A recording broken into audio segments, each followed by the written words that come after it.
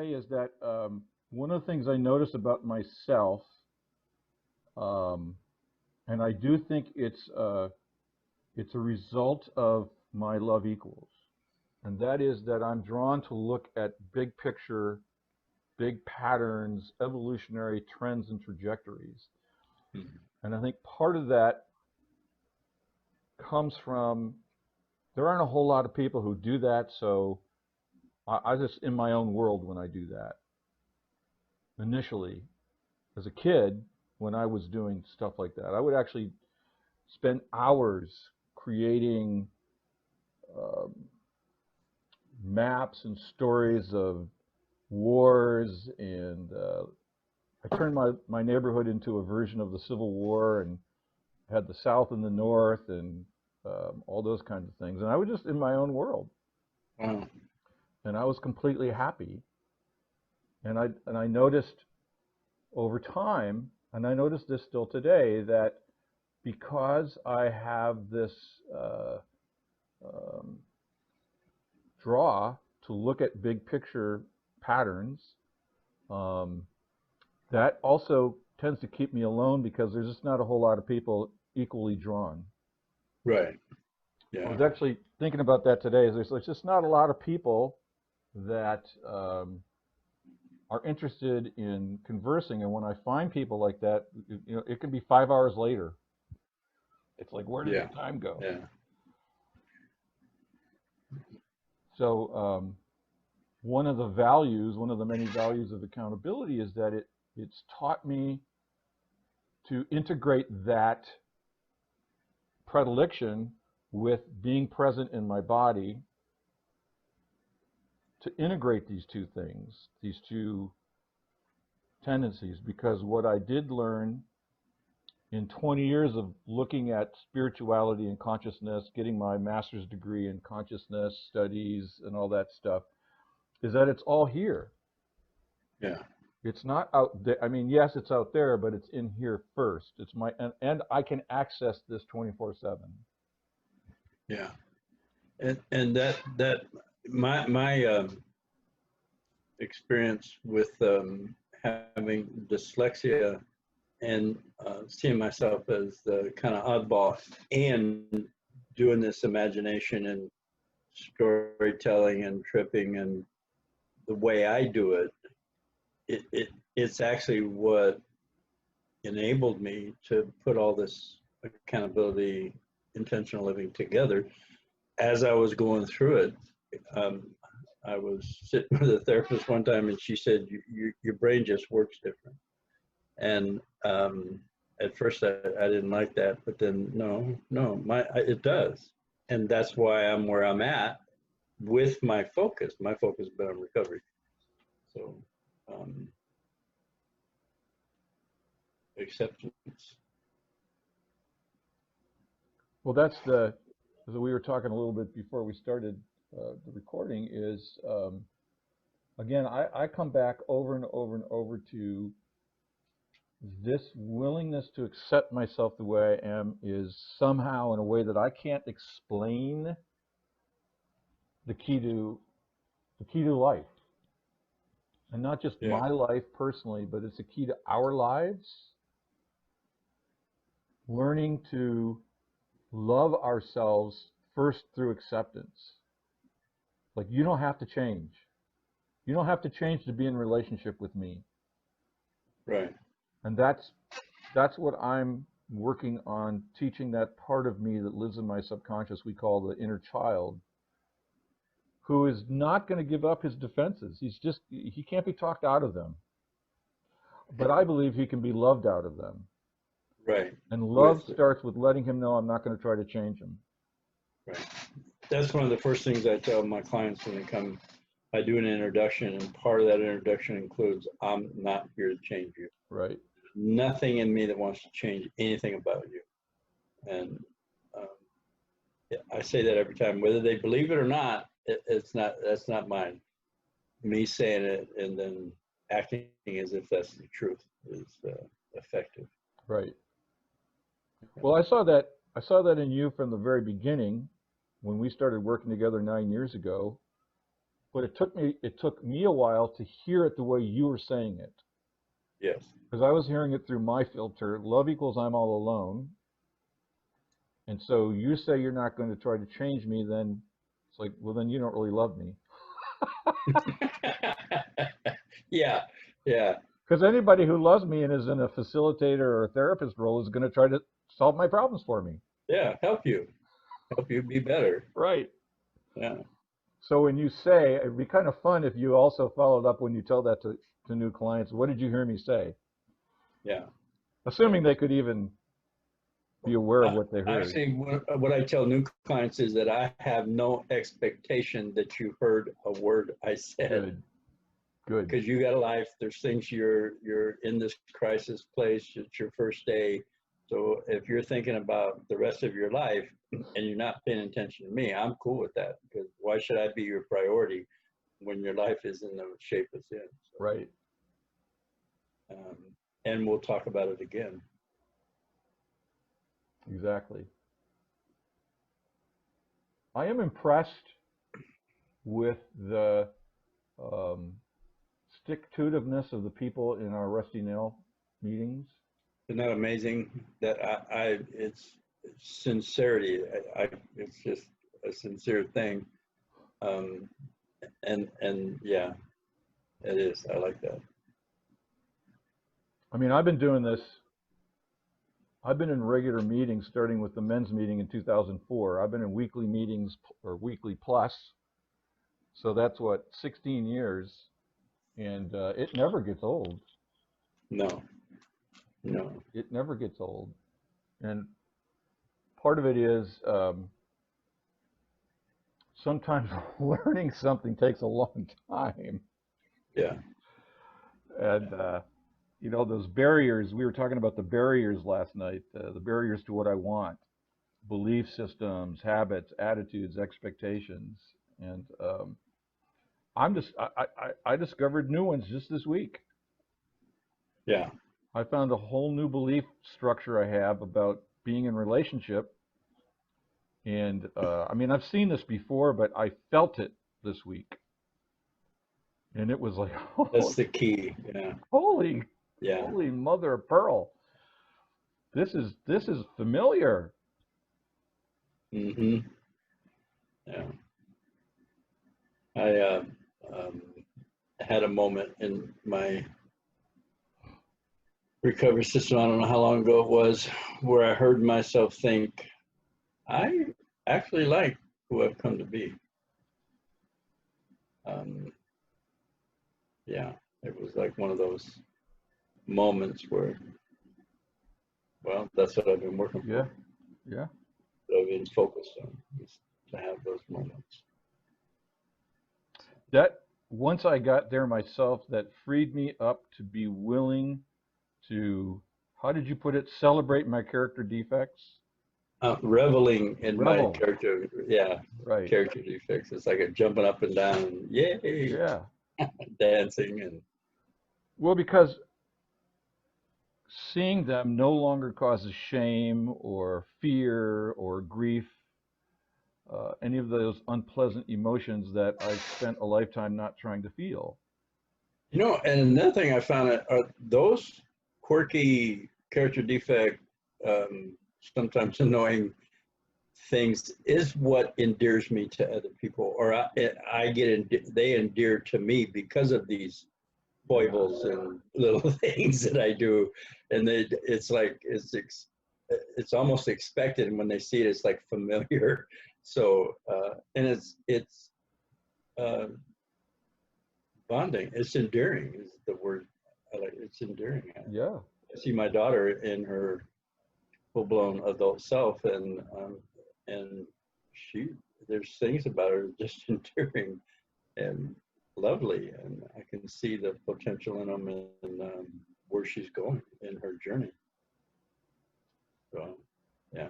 Well, part of what makes that possible for me is having learned about projection, so that if I'm sitting in a room or in a Zoom room in a meeting and I'm looking around,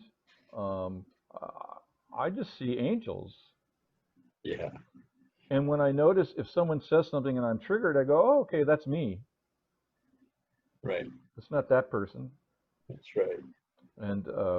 And so I could even say thank you to that person for helping me see something about myself that I might not otherwise have seen. Right. It's a recognition of self and a greeting of sorts. There I am. Oh my Yeah. God, look at that. I can see that. I can Right. see that's like in alignment with his history, Right. and um, and the edge falls off. Yeah. Yeah. And I like myself the way I am. Yeah, I do. I like. Yeah. So. And sometimes I say that like I just did, and I feel a little stab. My the area right under my solar plexus seems to be the area of the most emotional information for me when it comes to unconscious energies. You know, what the picture I got, that's the Harry Carey start point. Okay. That's where they, if they're going to commit suicide, they plunge it right in that spot, pull up and over to one side or the other, depending on which handed they are. Right. Well, that's what it So, feels like. yeah. I mean, that's a good image because that's kind of what it feels like, a knife in the Yep. gut. Yeah. And so like that's important to me now. That area, not that big on my body, but it's just sensitive and full of. It reacts so easily to stuff. It's like, And oh, it's my friend. that's all we have. Well, every part of us has intelligence, and the gut has its own intuitive intelligence that's a compilation of total experience, um, and it's where the fight flight freeze, it's right around the kidney area. It's real close, so if I need to go into an adrenaline rush, it's boom right now, um, before I can even recognize what's going on. um, and it's our access to our emotional body, how I see it, and feeling body, which has been disconnected, was disconnected for me for 55 years. Um, I and once worked with my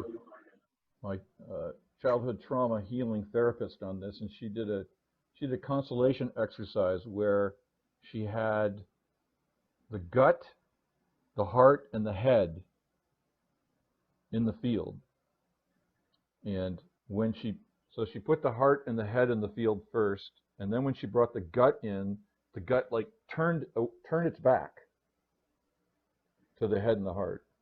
wow, And it was like she goes, okay, here's where the work is. wow. Yeah, I've heard some about that constellation work, and every time I hear something about it, it just seems really, really powerful. yeah, and don't ask me to explain it.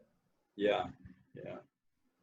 Um, But she, before COVID, she actually would hold like half day long constellations where she would invite people, and there would be 30, 40 people would come, and people would volunteer to play the different roles based on any individual's work.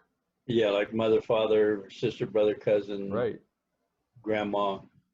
Yeah, and then play out the. right. And she said, my therapist said, it's uncanny how complete strangers would know the right thing to say Absolutely. once Yeah. they're in this field. And it's like, Field literally and figuratively. exactly, exactly. And that's the field that's accessed through our emotional body. Right. And that's what the intentional living is centered around. Simply feel, then see what you want to do. Right. Um, because I trust that you know what's best for you. I may have a feeling about your choice, like a drop or a fear or a concern, and it's still your choice. My choice. It's my choice. I get to choose, Right. Based on something that, see, this is working all the time anyway. Correct. So I'm just getting familiarizing myself with what the hell, what's going on around me, and what I'm initiating and what I'm pulling back from, and all the magnificent creative power that I have in these chaotic, enmeshed life patterns. Well, in the way I've come to understand this stuff, that feeling nature is, I can say, I don't know how you conceptualize this or what, but I can say that feeling nature is also the divine. In our Unity Church, we say God is infinite presence, and presence is just, what are you feeling? Yeah. Yeah. And so that part of the reason this works is because I am actually in this field that shows up as presence. In fact, when I talk at my church about this stuff, I say, whatever you're feeling right now is God presencing itself. Whatever you're thinking right now, look at that thought in your mind. That's God saying hello. It's God being present with you. Whatever intuitive hit you just got, that's God presencing itself. We're immersed in presence, and that presence is the key to setting intentions and having intentions manifest themselves. There's some divine intelligence that our bodies are absolutely part of, such that the intelligence expresses as all these individualities, but it's just that intelligence, which is indivisible. Experiencing itself. Exactly. In the infinitely diverse ways that it can, and that's never going to stop. Exactly. Well, I like to say, I want it all. Yeah. Whatever it is, I want it. I want it all. Right. And I like to say that when I'm aware of my feeling, like right now, I'm just scanning my body, and it's like I'm in infinity because there's no opposite to it. I can't feel the opposite. Right. There is no, I'm just having a feeling. I'm just feeling what's going on. In fact, we could say accurately, it's only the mind that creates opposites. Its opposites are just thoughts. It reminds me of a quote from, I'm not sure which, I think it's ancient Greek, that, and I'm going to butcher it, in the eyes of God, all things are right and just. Only in the eyes of men are things good or bad. Yeah. And it's the alignment of that non-judgmental, no blame, no judgment feeling. And like I said before, that can hurt and be destructive and discordant. It's neither right nor wrong. It is where I am. And knowing where I am gives me the option of going someplace else. Right. If I don't know where I'm at, then where do I go? I got to fix this first before I go anywhere, instead of feeling this, whether it's joy or pain. And from either place, I can choose a different direction. Without that stability moment of being, I'm directionless. Without that. Yeah. Yeah. You know, Jesus says something similar in Matthew. He says, God causes the rain to fall on the just and the unjust alike. Mm-hmm. And I thought, yeah, that the rain is important. Everybody gets access. Yeah, that was a directive for me to just screw it, just go do whatever you want. It's gonna rain anyway, so it's like I'm gonna get my water. Yeah. I can have fun while I'm doing it. And that thought came from the lack that I believed I had from my childhood origin. So it was a decision in alignment with where I was. In our humanity, um, and now I'll make it personal. In my humanity, I struggle with what feels like discordance between my thinking mind and the rest of me. And I see accountability as a practice that allows me to work on integration. Yeah. Or as I said earlier, to end the internal civil war and to create harmony. And that's it's already there. It's just my mind doesn't, my mind's like, no, it's not there. Yeah. It's like, okay. And allow my mind to say, okay, it's not there. That speaks to that Solzhenitsyn quote about the line that goes down the middle of the human heart, separating the good from evil. And yeah, like the Tao symbol.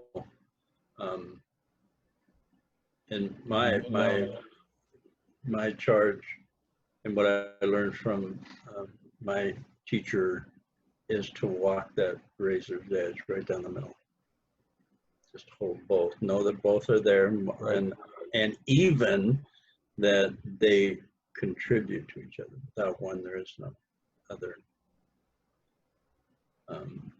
I think I'd like to extend the metaphor a little bit and say, I choose to walk the razor's edge until the razor disappears. I like that. Because I would suggest there really is no razor. Yeah, that's But it feels like it. That goes to the point that, you know, your phrase about there's nothing wrong and there's pain. And this is what's just given me is I'm willing. If there is a razor's edge, I'm on it. Yeah. If the person who stays on the fence is worse than if he went good or bad, I'm jumping. It doesn't matter what direction, I'm jumping. Right. And I'm making the decision to experience, to know who I am. Right. And if it takes getting, slicing my feet up by walking on a razor's edge, then that's what I'm willing to do. But I was thinking, as you were using that phrase, I said, I'm willing to fall off the razor. That could be an element of it. I'm willing to feel whatever that razor edge infers. Exactly. Yeah. Because here's the truth. That this is just an intuitive hit that just came into my head. It's like, I'm safe everywhere. Yes.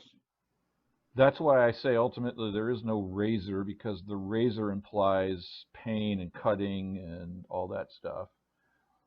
And I'm safe everywhere in this universe. And my intention is to have my mind know that, and not just my intuition. Because my mind is where it goes, no, you're not.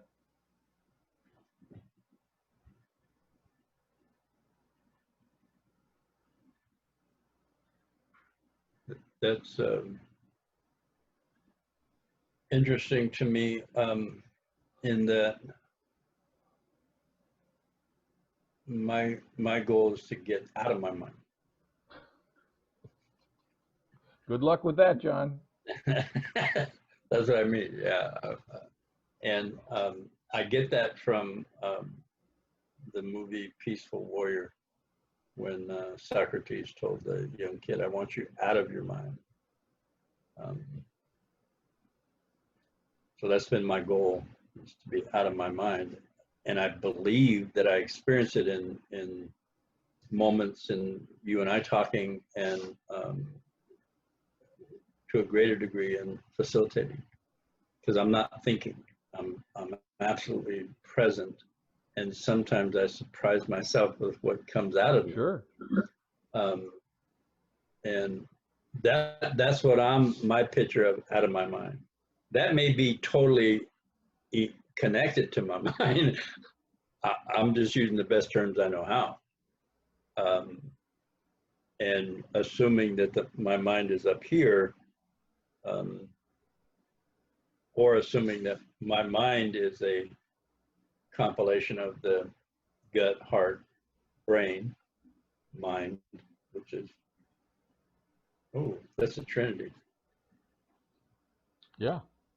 Three separate one. That's probably where that came from, actually. Yeah. So I want to explore this a little bit, because we talked just briefly about this last night in the Rusty Nail Club. But for the person who's listening to this for the first time, assuming you've made it this far, would you be willing to talk about the difference between consciousness and thinking?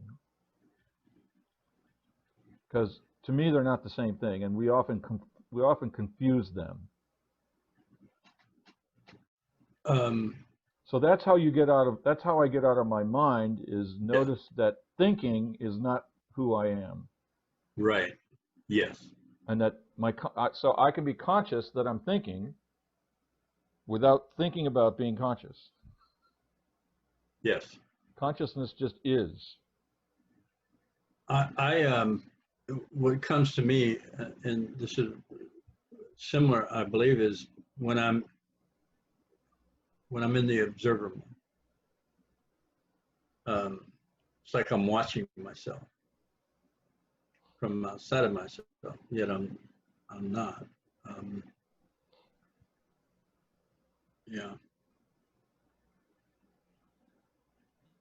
Well, that's the reason why the very first and the oldest practice that undergirds accountability and other approaches is meditation. Meditation is the discipline of becoming the observer. Oh, I'm in trouble. I haven't been able to meditate for more than 2 or 3 minutes at any given time. My mind's like onto these stories, and I don't know what they are. Dang. And yet you can see your thoughts. Yes. Yeah. So I used to do meditation in the formal sense, sitting on a cushion or walking, counting my steps, all that kind of stuff. And after a while, I just started noticing my thoughts whenever I wanted to. Yeah. It's like a switch went on. So I don't sit in a cushion anymore regularly, or it's like I wake up in the morning and I notice what I'm thinking. That's what I believe Technicon calls mindfulness. Yeah, exactly. Waking meditation, or exactly. what Christ meant, or whoever said it, pray ceasingly. Right. Yeah, Paul said that. Paul said that. Yeah. And one of the things I learned last year at Sundance, I was invited to a Sundance in South Dakota, and it was a 4-day ritual. I got there a day before, helped set up, and they were talking about being in prayer for 4 days and being, they were fasting, and then they did the skin pulls, the breaking away from the main tree. But what I noticed is that these people pray with their bodies. Everything they do is a prayer. Walking is a magnificent statement of creativity. I was just blown away how simple, unprofoundly profound that experience was. Noticing their bodies, you know, lacking water and food for 4 days, and then in ritual, like 7 times, you know, in the arena each day, and then a rest. And, it was amazing. And that presence is available to all of us whenever we want it. And that's a universal human capacity. Mm-hmm. And that's what intentional living and this accountability process, love equals statement of intent, have given both of us. Yeah. I was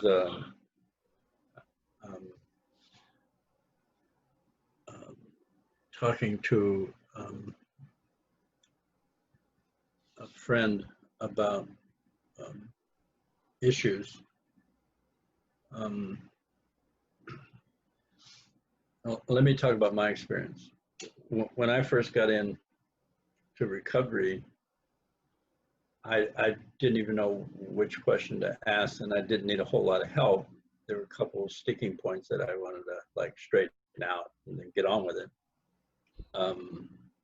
And the normalization of the dysfunction was incredible. And I went from thinking I'm a pretty good guy to the realization of the immensity of my dysfunction. And for people who have made it, it's even more difficult. Made it in the sense, successful, you know, wife, 2 kids, picket fence, house, bank account, retirement. To do this work, it just makes it more insidious, more detrimental. I don't have any idea where I was going now. I often use the quote, Jesus said, many are called and few are chosen. And I've rewritten that. Good. Because it was mistranslated, right? Many are called, but few choose. Right. Nothing wrong. No. I think this is early on in the development of consciousness. There will come a time where most people choose. Mm-hmm. Just like 2,000 years ago, there was almost no individual ego in the whole species. And now many of us identify as individuals rather than members of a tribe. And that's the next step past that, is into that universal recognition of I'm a human being, and I identify as humanity rather than as just Marty. I'll still be Marty, but I'll identify and feel connected to the whole species as one. And when that occurs, then my working thesis is that a level of existential safety is reached along the line of the hierarchy of needs from Maslow. As we ascend these levels, each earlier level of need is met, and you can't move to the next level, self-actualization, for example, until all the earlier physical safety, emotional safety, et cetera, needs are met. But once they are, then we experience a sense of freedom and safety because we don't look over our shoulders anymore. And we're now prepared to play in a whole new version of the field. Yeah, and my intent in that picture that you just drew is how can it be of service? And then how do I build the capacity to be in service to a greater whole than the one I recognize now? Right. and I'm doing both at the same time. Right. How do I be of service? And then I'm learning about myself and growing as I do that, so that I can be in service to the only way I know how to say it is greater whole. More, and more Well, is not the right. and one thing that will happen that would be different for me is that I will have no hesitation to ask for help to get that question answered. Yeah, yeah, As long as I'm identified as this, then I'm assuming I fall back on my own resources. But when I identify as all of us, I have access to infinite resources. All I have to do is ask. Ask and you shall receive. Seek and you shall find. Knock yep, and it shall be opened unto you. right, yeah, So again, we're in a place where, imagine a place where you just know you are safe to do whatever it comes to you to do. Then you will be safe to ask for something. Because for me, asking for something is tough because I assume the answer will be no. I have a belief system that I got to do it myself. Love equals I'm all alone. right, So in this world that we're talking about, all that stuff is healed. None of that stuff exists anymore. It's all been healed and integrated, and then I'm safe. And because I'm social, I want to play with as many people as I can. So I'm not going to have the hesitation to ask for love, to ask for helping me hone my capabilities. And partly because I'm going to be totally predisposed to do the same for anybody who asks me. yeah. And evolution isn't complete, it's still a process. Well, yes, because I still think I'm separate from God there. Yeah, yeah. Cool. Ken Wilber says that the trajectory that we're on is toward eliminating all shadow, and all the shadow is where all the belief that God and I are separate exists, Yeah. or God and we are separate, Mm-hmm. or God and the physical universe are separate. We move to the point where all of that shadow is got light on it, and there's nothing separate anymore. In awareness. Yeah. I don't have to go to the farthest galaxy in the universe to be aware that the farthest galaxy in the universe and I are one. Yeah. That's why I asked the question about the difference between consciousness and thinking. And it's not like stuff's over now. It begins at a different level and a different viewpoint and vista. Exactly. My favorite American mystic, Thomas Merton, calls that the general dance. He says, space and time are just the dance of the Lord in infinity. And we are invited to join in the general dance.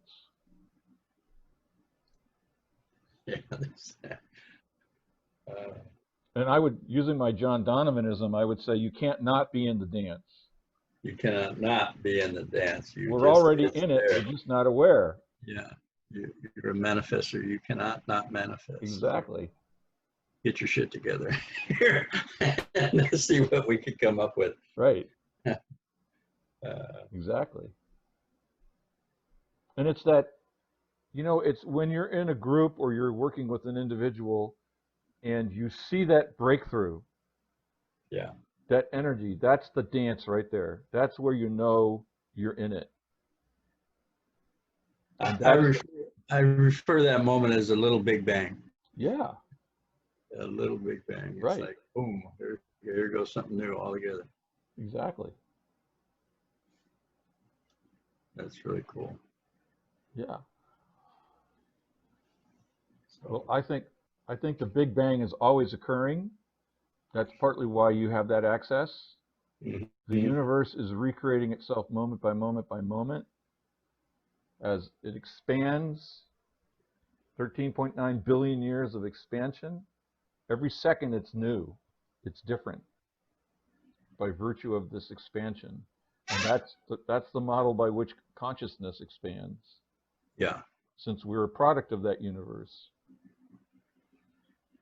I suggest we are the universe's way it created so it could be conscious of itself.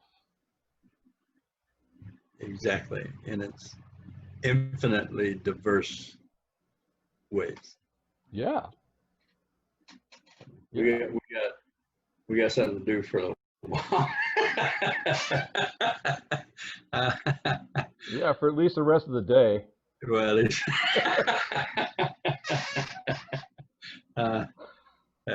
that's really cool. Well, I would suggest going to the barbecue is also part of the general dance. Yeah. We'll come over to my house and barbecue. Yeah. Or whatever it is. Yeah. Dealing with COVID, not dealing with COVID, all that stuff is part of the deal. What do you want? What do you want? Who are you? Where are you? What do you want? Exactly. Cool. And the intentional living gives you a real clear idea of where. It handles the where. This is where I am. Arrogant, entitled, mean, right, controlling.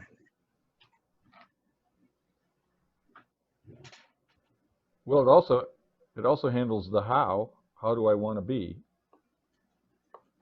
Yeah, it handles the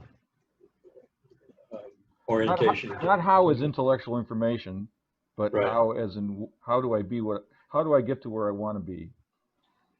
Oh, set an intention. Set an intention. That's the same way you got to where you are, only you didn't know it. Right. Anyway, yeah. So now you're just hopping on that bus. You're grabbing hold of the steering wheel instead of letting it take you where it wanted to go. Are you saying I can't not intend? Yeah, that's what I'm saying. Yeah. Absolutely. Again, we keep coming back to that distinction between consciousness and unconsciousness. Right. And again, that's why I don't know if you said this before we started the recording or not, but that subconscious is such a treasure trove of information. Yeah, it not only holds all the trauma,